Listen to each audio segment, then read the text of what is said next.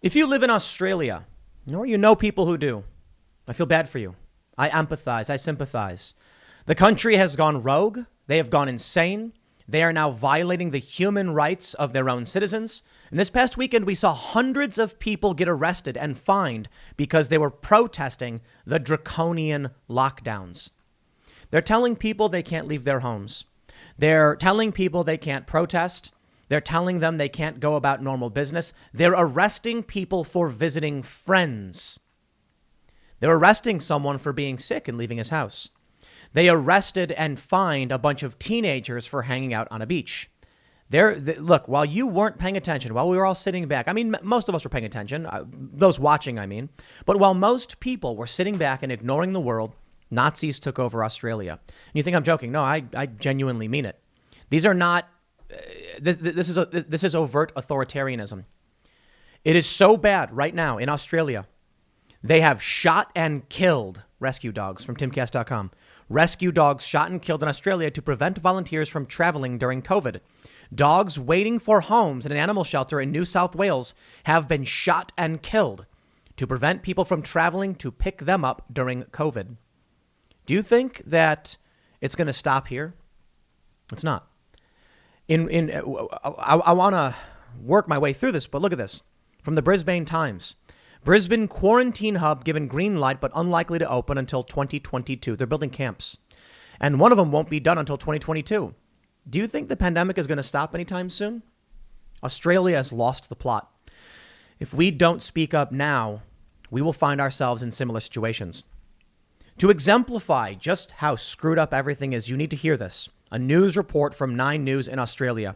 Charlotte tweeted, "What have I just watched? Whether it be a psyop propaganda or not, this is the kind of thing being shown on Australian news channels."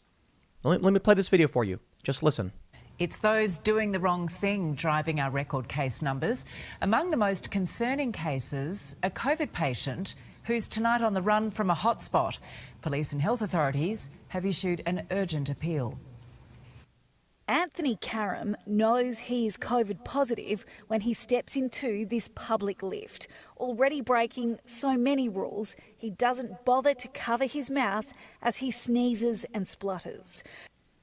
I'll just stop right there real quick and say, still kind of a dick move. If you're sick, don't go in an elevator and spit and sputter.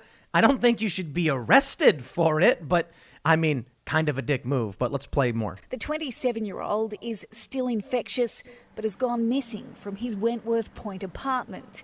A warrant now issued for his arrest. This 27-year-old chap, who apparently has expressed the view that he doesn't care less whether he spreads the virus, is one example of the worst of the worst.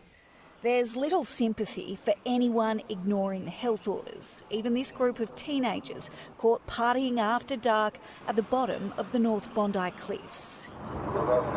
Herded to higher ground by Polaire's spotlight and speaker, the 8 boys were placed in handcuffs and left to explain a $1,000 fine to mum. 681 penalty infringement notices issued in the last 24 hours. More than 400 of those notices were again for people being outside of their home without a reasonable excuse. Sideline Sharks player Josh Dugan denies lying to police when he was found a long way from Sydney. The 31-year-old stopped at 11:30 last night in Lithgow, where he allegedly told officers he was moving to the area and feeding animals before admitting to visiting a friend. Before admitting to visiting a friend. All right, let me stop right there. I'll tell you what I think happened. I think the dude has a minor intention, probable. He wants to move to the area, so he's checking out the place, probably feeding animals, and said, he was visiting a friend. Now, they say he admitted to visiting a friend. This is what you got to understand. Why would he want to move to the area? Could it be his friend lives there? Could it be he went to the area to check it out and see if it's a place he wants to live and met up with his friend and then told them that, and now they're accusing him of lying? This is not the worst of it. I mean, the guy with the warrants. The passenger turned back to Sydney, only to be pulled over a second time, travelling in the wrong direction. The NRL is investigating and criminal charges could be laid. It's getting harder and harder to hide if you're doing the wrong thing, especially in the construction industry, a crackdown following on from the recent shutdown. Workers sent home if their paperwork isn't in check. It is a struggle, but it's it's just what has to be done. Like, nobody likes telling people to go home. They've all got families to feed. Our cameras roll. I'm going to stop right there and point something out. That man who just said it's just what's got to be done is the problem. You know, I was having a conversation with the libertarian fellows we had on the IRL podcast the other day, and we were talking about mom and pop shops that are being negatively impacted by what's happening in New York with the mandates. And, one of these guys said, I hope the mom and pop shops don't get hurt by this. And I said, I hope they do. I absolutely hope they do. The snowflake doesn't blame itself for the avalanche. Did you just hear what they're talking about doing, what they are doing in Australia? And how is it possible? Regular people and mom and pop shops will get on their knees for the fascists, for the authoritarian regime. It is only when regular people simply stand up and say no and nothing else that it stops. It is only because people keep bending the knee.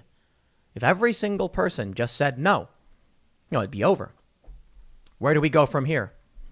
My friends, I give you from the Daily Mail, South Australians returning from Victoria will be forced to put up signs on their door marking them as potentially COVID infected while they quarantine. The invasive requirement is among harsher conditions for entering the state from Victoria as the outbreak grows by 65 on Sunday. Those who cross the border after 6 p.m. need a specific exemption after the outbreak in Melbourne spread to regional areas and put all of Victoria back in lockdown. The lockdowns are by choice.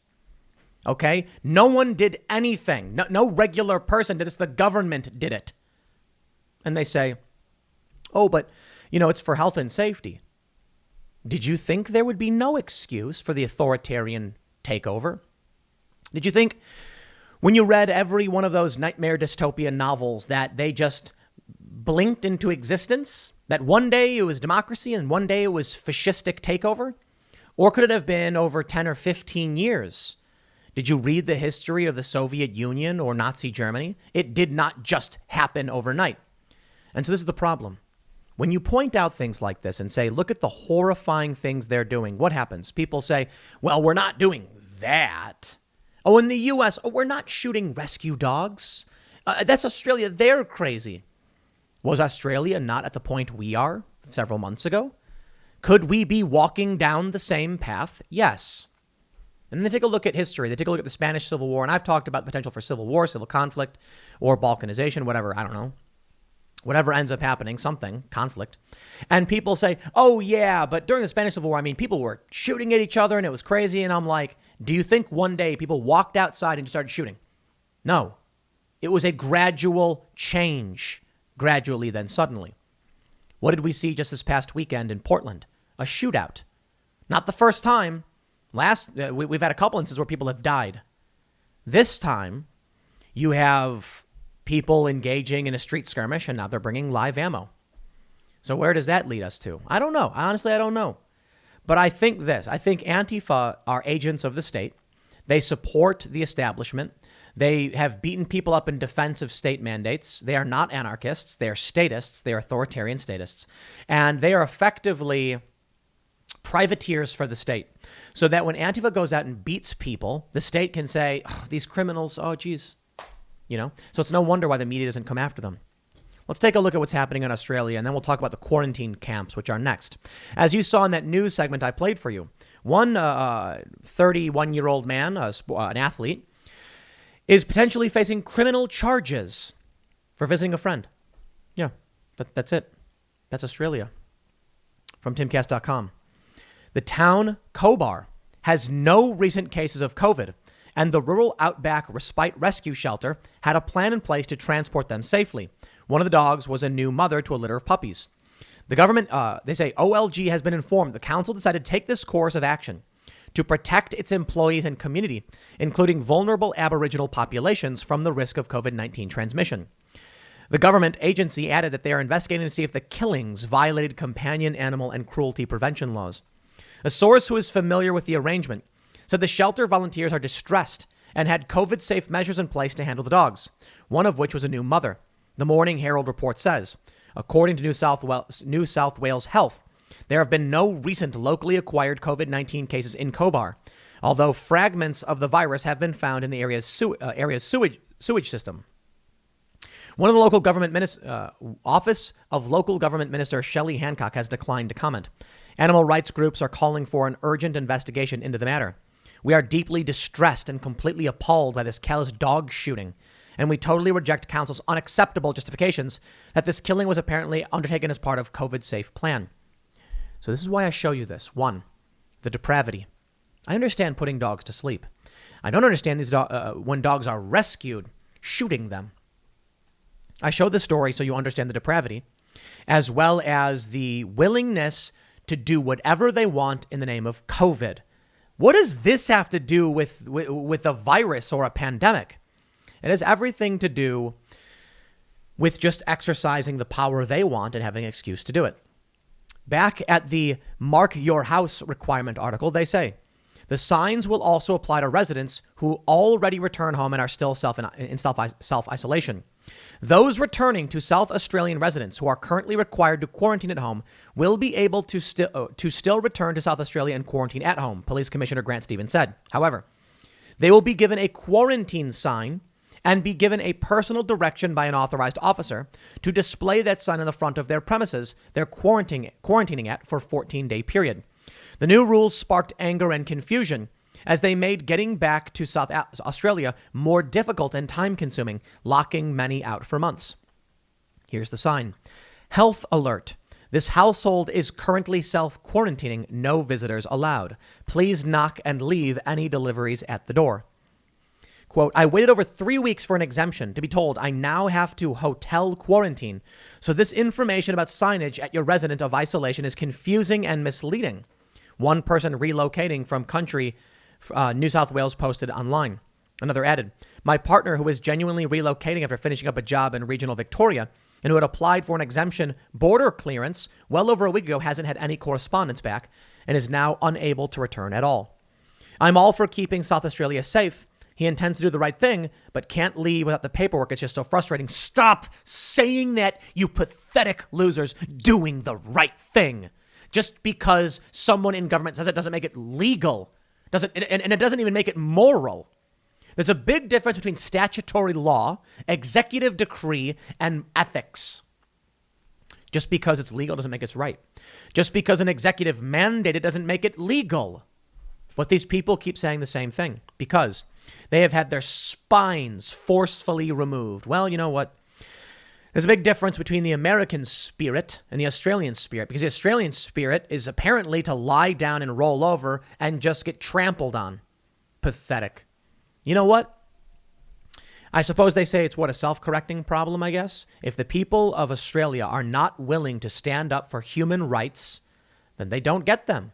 But why should that matter to the rest of us when they don't stand up for their own rights? I can't expect someone else to fight to help themselves if they don't want to. You can lead a horse to water, but you can't make them drink. You can take a horse to Harvard, but you can't get him to study, can you? I don't know what that last one is, but I've heard it before. I guess it's meant to be a joke about impossibilities. People in America are very different, but we're facing similar things. And if you think that's not true, my friends, you are sorely mistaken. It's coming here. New York by September 23rd September 13th. In only about 3 weeks, what's going to happen? If you have an underlying health condition or a potential health condition, and that's barring you from getting the vaccine, I'm sorry, there's no exemption for you. That means your job is obligated to fire you. How many companies are going to start firing people before then? Enforcement begins September 13th, but the mandate is in place now. And they have a grace period saying you can do as you're told, or you can get a fine, but don't worry, the fine won't come until after the 13th. How many people are going to lose their jobs? In Australia, it's a lot worse, admittedly. But are we only a few months away? Have you seen the CDC talking about shielding One of their approaches to dealing with the pandemic, they said, perhaps we separate people into specific rooms of their houses. If that doesn't work, we'll separate one of the houses from a neighborhood. That house will be the quarantine house. And if that doesn't work, we'll set up camps. Their word, not mine. They said camps. They will put people in camps. That's on the CDC website. Over here in Australia, I should say over there in Australia, you have this website, Victorian Quarantine Hub, protecting the community from COVID-19 with a purpose-built quarantine facility. Project summary, that's right. The new hub will also be designed with relocatable cabins so that it can be utilized for alternative and future needs, including ongoing quarantine arrangements, crisis accommodation, and other emergencies. They're building a 3,000-bed concentration camp. I love it.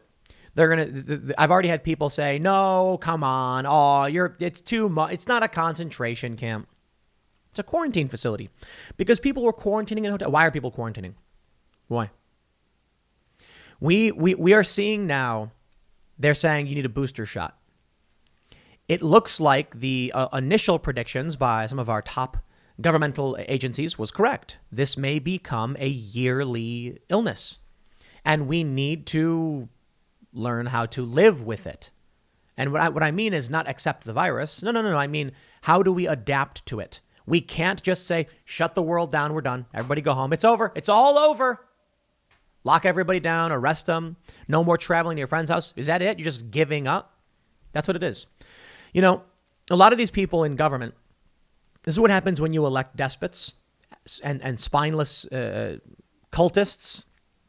We have it here in the U.S. That's why New York is doing it.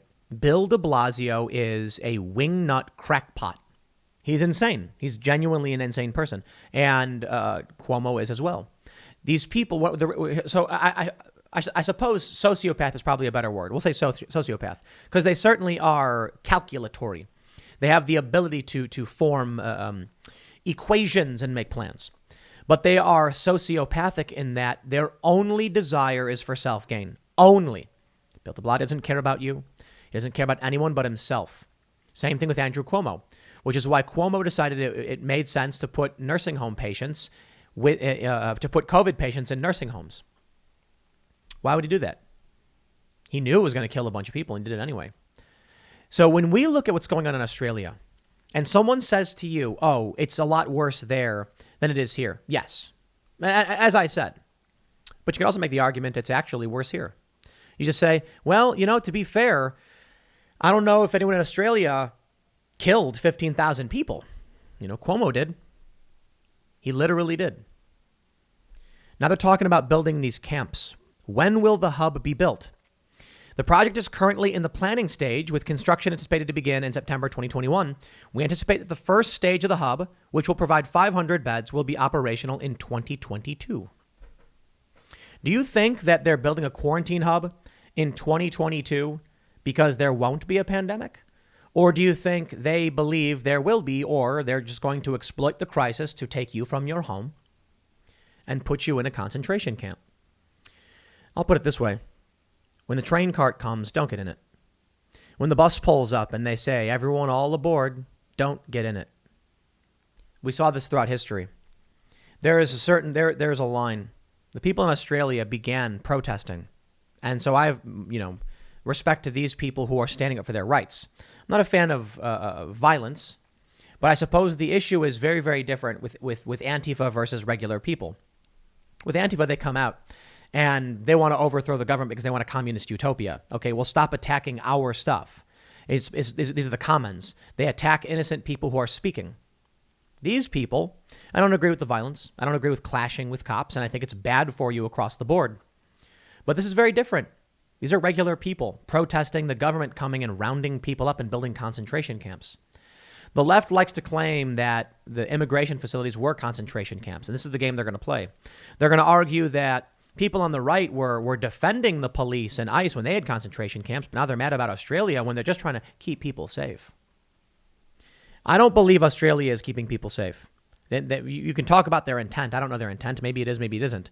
But they've certainly lost their minds. They're burning down their system, and maybe that's it. The AP reports more than 250 people who were protesting COVID lockdowns in Australia were arrested Saturday, and many faced fines for defying health orders. At least 7 officers were treated for injuries, not a fan of that, after skirmishes broke out at some of the protests, which took place in multiple cities nationwide. The largest and most violent protest was in Melbourne. Many were organized by people in encrypted online chat groups. Sydney has been in lockdown for 2 months, while Melbourne and the capital, Canberra, went into lockdown earlier this month. Under the new rules of the lockdown, people are mostly confined to their homes and have limits placed on their social interactions. There's a line, I guess, when the government is building concentration camps, actual ones, for its own citizens. I think there is a duty to resist. And there's a hard line. What you need to understand is that when it comes to violently clashing with cops, is that will always be used against you. It will be used to scare regular people into defending the government lockdowns. I've explained this before with Antifa. When Antifa comes out and attacks innocent people, those people demand more authority for the government and police to deal with it. And that's what I'm worried about. The drive towards authoritarianism being driven by far-left extremists. Now, as for these people protesting COVID lockdowns, I think the lockdowns are draconian and a violation of human rights. I respect people protesting. For that matter, I respect Antifa and Black Lives Matter right to protest. But protesting is different from fighting with cops. In this instance, there are regular people who are scared and ignorant. And when they see clashes, that is propaganda to be used against you. So it's difficult. But ultimately, I think nonviolent civil disobedience and mass noncompliance are the way to actually accomplish these things. And I mean it. What are you going to accomplish by injuring somebody? You're not. But if 10,000 people just said, we're going to go out and we're going to go about our lives like normal, mass noncompliance. The system only operates if you give to that system. You are holding up the throne for the despots. Simply put it down. And maybe when you let go and there's a little rock on the throne and the king gets mad and they look at you. Yeah, maybe you'll be made an example of. But at least you'll know that you stood up for yourself and you stood up for others. Otherwise, what's happening in Australia is going to get bad. Oh, you think it's bad now. Wait until these hubs are set up. Wait until they say this person is suspected of having COVID, so we're going to go send them to a camp. Because it's coming. It's funny. Call me crazy and all that, but look what we're staring at right now. Look what they did. Look at what they did. Shooting dogs. You don't think that they're going to lock you up in their alternative quarantine hub? They're going to. Pay attention. We'll leave it there. Next segment's coming up at 4 p.m. at youtube.com/Timcast. Thanks for hanging out, and I'll see you all then.